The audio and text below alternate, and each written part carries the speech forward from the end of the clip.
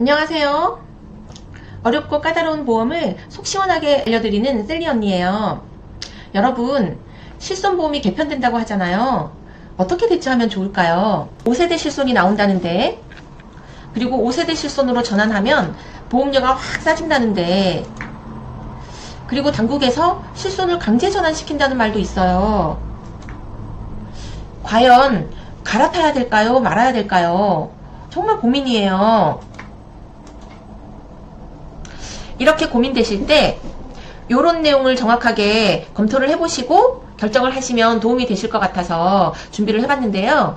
일단 갈아타야 될지 말아야 될지를 결정하실 때 첫 번째 단추는 내 보험을 정확하게 아는 게 중요해요.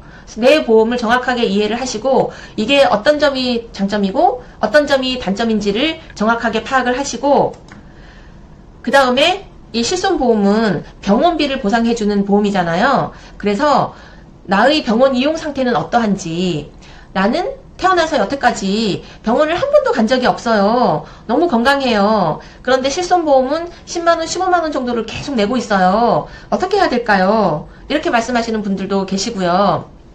실손보험이 너무 비싸긴 한데 나는 실손보험을 정말 유용하게 잘 이용하고 있어요. 저희 이 가족 중에도 중대질환에 걸린 분이 계셔서 정말 병원비 걱정 없이 실손보험의 혜택을 너무나 잘 보고 있어요. 라고 말씀하시는 분들도 계시거든요.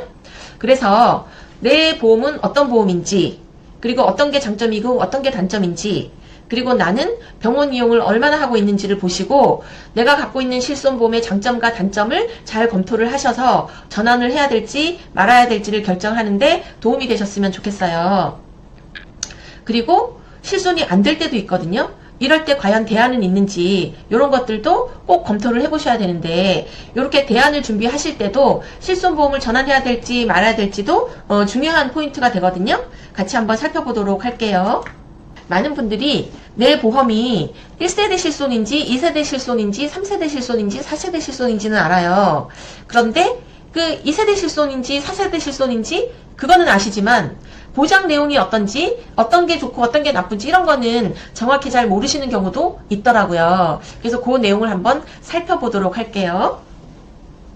자, 먼저 1세대 실손은 2009년도 9월까지 그 이전에 가입한 실손은 모두 1세대 실손이다 라고 이해하시면 되시고요. 실손보험은 손해보험에서 판매하는 게 실손보험이기 때문에 실손보험, 손해보험 기준으로 먼저 말씀을 드릴게요. 2009년도 9월 이전에 가입한 보험이 1세대 실손이고 본인 부담금이 없이 100% 병원비를 다 보상을 해주는 보험이 1세대 실손이다 라고 이해를 하고 계시면 되고요. 그 다음에 2세대 실손은 2009년도 10월부터 2017년 3월까지 가입한 실손이 2세대 실손인데, 2세대 실손은 본인 부담금이 10%나 20% 정도의 본인 부담금이 있다라고 보시면 돼요. 그리고 3세대 실손은 2027년 4월부터 21년 6월까지 가입한 실손이 3세대 실손인데요. 요때부터는 10%, 20% 본인 부담금 이외에 3대 비급여 항목이라고 해서 3대 비급여 치료에 대한 부분은 본인 부담금이 30%나 2만원 중에 큰 금액을 본인 부담금으로 공제하겠다라는 게 3세대 실손이에요. 그리고 4세대 실손은 2021년 7월부터 현재까지 판매하고 있는 실손보험을 4세대 실손이라고 하는데요. 요거는 급여 항목은 20%, 비급여 항목은 30%, 그리고 3대 비급여 항목은 30%나 2만원 중에 큰 금액을 본인 부담금으로 공제를 한다라는 게 4세대 실손이고요. 그러면 4세대 실손이 보장 금액에 대해서는 가장 불리하겠죠. 그런데 좋은 면도 있어요. 1세대, 2세대, 3세대 실손은 전부 면책 기간이 있죠. 면책은 보상을 하지 않겠다라는 게 면책이잖아요. 그런데 4세대 실손은 면책 기간이 없어요. 그게 장점이라고 볼 수도 있죠. 그래서 이제 예를 들면 저희 사무실에 한 FC님 고객께서 오랜 기간 동안 암으로 투병을 하셨어요. 그러다가 지난달에 폐혈증으로 수술을 받으시고 사망하신 사례가 있었거든요. 그래서 고객님 그 사모님께서 보험금 청구를 하셨는데, 보험금 청구를 하고 났더니 보험사에서 면책기간입니다 라는 답변을 받은 거예요. 그래서 그분이 가입하신 실손은 2010년도에 가입을 하신 2세대 실손에 해당이 되셨어요. 그래서 본인 부담금은 10%밖에 없는 거라서 보장 내용은 좋았는데 어떤 게 면책이었냐면 동일 질병으로 입원을 한 경우 365일이 지나면 90일 동안 면책 기간이다 라는 게 있는 거죠. 그래서 이분 같은 경우에는 오랜 기간 동안 암으로 투병을 하고 계셨잖아요. 그게 365일이 지난 거예요. 그리고 암으로 인한 합병증으로 폐혈증이 발생을 해서 그 폐혈증으로 수술을 하신 거죠. 언뜻 생각하면 암이랑 폐혈증이랑 다른 질병 아닌가요? 라고 의문을 가질 수가 있는데 암으로 인한 합병증으로 폐혈증이 발생한 거기 때문에 동일 질병으로 보는 거죠. 그래서 최초 입원일로부터 365일이 지나서 90일 면책기간에 해당이 돼서 보상을 해드릴 수가 없습니다. 라는 거죠. 너무 안타까운 사건이었어요. 그런데 만약에 동일한 경우에 4세대 실손이었다면 동일 질병으로 입원과 통원 합산해서 5천만 원 한도까지 사용을 하지 않았다면 면책기간 없이 보장을 다 받으실 수가 있었겠죠. 그래서 그런 차이가 있다라고 보시면 돼요. 그래서 보상 금액이 좀 적더라도 면책기간이 없으니까 장점이 될 수가 있고요. 또 가벼운 질환일 경우에 중대 질환이 아니고 뭐 단기간에 병원 치료가 끝나는 경우에는 조금이라도 보상을 많이 받는 2세대 실손이나 3세대 실손이 더 좋을 수도 있겠죠. 그래서 이런 항목들을 잘 비교를 해보시고 나한테 어떤 게 더 맞을지를 잘 판단을 하신 다음에 이걸 전환을 할지 말아야 될지를 결정을 하시는 게 좋을 것 같아요.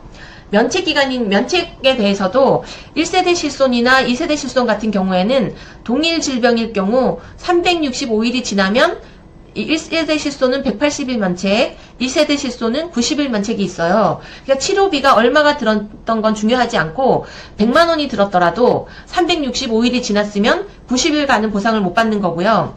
3세대 실손부터는 가입금액 한도로 면책기간을 정하기 때문에 1년이 지났더라도 5천만 원을 가입했을 경우 5천만 원까지는 보상을 받으실 수가 있고 5천만 원까지 가입금액 한도를 다 사용을 했을 경우에는 그 이후에 90일은 면책이다 라고 보실 수가 있고요.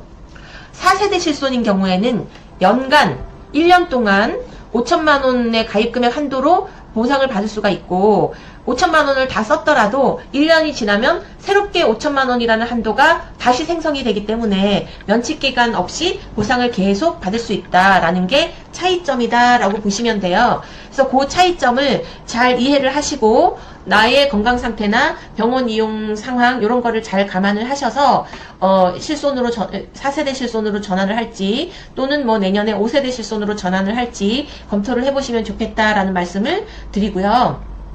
그 다음에 요즘에 가장 이슈인 내용은 5세대 실손으로 개편을 하겠다라는 게 매스컴에 계속 나오고 있어요.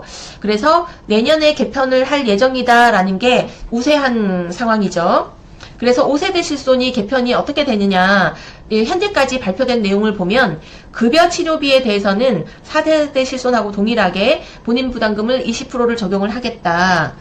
그런데 비급여 항목일 경우에는 중대질환일 경우에는 4세대 실손과 동일하게 30% 본인 부담금을 적용을 하지만 도수 치료나 체외 충격파 같은 경증 질환일 경우에는 본인 부담금을 50%까지 늘리겠다라는 게 당국의 방침이죠. 그래서 이 내용을 잘 검토를 하셔서 나의 상황과 나의 보험 가입 상황을 잘 판단을 해보신 이후에 갈아타야 될지 말아야 될지를 결정을 하시면 도움이 좀 되실 것 같습니다. 그러면 실손보험이 장점도 있고 단점도 있잖아요. 그러면 지금은 실손보험의 단점이 어떤 거에 있는지를 한번 살펴보는 시간을 갖도록 할게요. 일단 실손보험의 문제점 중에 첫 번째는 비용이 많이 드는 비급여 치료비를 예를 들 수가 있어요. 그래서 가장 큰 사례로 요즘에 암치료로 떠오르고 있는 중립자 치료비를 예를 들 수가 있죠. 그래서 나는 암으로 진단을 받았는데 정말 치료를 잘 받고 싶어. 그래서 요즘에 중립자 치료를 하면 통증도 별로 없고 후유증도 없이 치료를 잘 받을 수 있다라고 해요. 그런데 치료비가 뭐 어떤 경우에는 3천만 원이다, 어떤 경우에는 뭐 5천만 원이다, 어떤 경우에는 1억이 넘는다, 이런 말들도 분분하죠. 그래서 이런 고비용의 비급여 치료비가 예상이 될 때 실손보험이 과연 대안이 될 수 있을지를 생각해 보셔야 되고요. 그 다음에 두 번째는 입원 치료가 안 되는 고비용의 통원치료비가 문제가 될 수가 있죠. 가장 대표적인 예로 백내장 수술비를 예를 들 수가 있죠. 그래서 백내장 수술비도 몇 년 전까지만 해도 입원 의료비로 실손에서 보상을 다 받으셨어요. 그런데 최근에는 입원할 필요가 없는 질병이다라고 해서 통원 비용 25만원만 보상을 해주는 경우가 훨씬 더 많아졌죠. 그래서 입원 치료가 안 되는 고비용의 통원 치료비가 드는 치료일 경우 실손보험이 문제가 될 수 있죠. 그 다음에 세 번째는 실손보험은 병원비를 보상해주는 보험이잖아요. 그런데 병원비 외에 간병 비용이 많이 드는 경우도 있죠. 이런 경우에는 보통 척추 수술을 하셨다든지 또는 인공관절 수술을 하셔서 나 혼자 거동이 불편한 경우에는 간병인을 사용해야 되죠. 그래서 이런 간병인은 병원비가 아니기 때문에 내가 부담을 해야 되는 비용이 되는 거죠. 그래서 이런 경우에도 대안을 준비를 하셔야 되고요. 그 다음에 네 번째는 모든 실손보험은 전부 갱신형으로 되어 있죠. 그래서 갱신할 때마다 보험료가 인상이 되고요. 그 다음에 나이가 많아지면 많아질수록 갱신폭이 훨씬 커진다라는 게 문제점인 거죠. 그래서 이런 부분들을 어떻게 해결할 수 있을지 해결책을 생각을 해봐야 되겠죠. 그래서 이러한 실손보험의 단점들을 좀 해결할 수는 없을까 생각을 해봤어요. 돈이 많으면 모든 문제가 다 해결이 되죠. 돈이 많으면 된다. 그런데 이런 경우는 많은 경우는 아니죠. 그래서 두 번째, 실손보험으로 해결되지 않을 때 아까 제가 말씀드렸던 그 고객님처럼 면책기간이어서 실손해서 보상을 못 받았잖아요. 근데 이분 같은 경우에는 담당 FC님이 수술비를 많이 준비를 해주셨어요. 그래서 2천만원 정도의 수술비가 정액보험에서 지급이 되었었거든요. 그래서 진단비나 수술비나 입원비를 정액으로 나오는 보험을 준비를 하면 도움이 많이 되실 것 같아요. 그 다음에 특히 반복적으로 나오는 수술비를 준비하면 정말 도움이 많이 되는데요. 진단비는 진단을 받고 꼭 치료를 하지 않더라도 지급이 되는 거잖아요. 그래서 보험료가 비싸거든요. 그리고 입원비가 하루에 20만원, 30만원, 100만원 이렇게 나오면 좋겠지만 입원비는 하루에 만원에서 2만원 또는 중환자실에 입원했을 경우에는 하루에 10만원, 20만원, 30만원 나오는 게 전부죠. 그런데도 불구하고 보험료가 비싸단 말이에요. 그런데 수술비는 이런 진단비나 입원비에 비해서 상대적으로 가성비가 우수하거든요. 그래서 보험료는 상대적으로 저렴하면서 또 수술할 때마다 반복적으로 나오는 게 수술비예요. 그래서 가성비 측면에서 훨씬 더 많은 혜택을 받을 수 있는 게 수술비다라고 이해를 하시면 돼요. 그래서 반복적으로 나오는 수술비를 많이 준비하신다면 실손보험이 해결이 안 되더라도 이 병원비를 어느 정도는 좀 해결할 수 있는 해결책이 될 수가 있겠죠. 그래서 이렇게 실손보험에서 보장이 되지 않더라도 이렇게 해결할 수 있는 방안을 대안으로 준비를 하신다면 좀 더 가성비 있게 보험을 가입할 수 있는 그런 방법이 되실 거라고 생각을 해요. 우리 고객님들께서 이 요즘에 한창 말들이 많은 실손보험 갈아타야 될지 말아야 될지 고민스러우실 때 이렇게 진단비나 수술비나 입원비가 정액으로 나오는 보험을 오르지 않는 비갱신형 상품으로 준비를 하신다면 도움이 많이 되시겠다라고 생각이 됩니다. 오늘 말씀드렸던 내용이 도움이 많이 되셨으면 좋겠어요.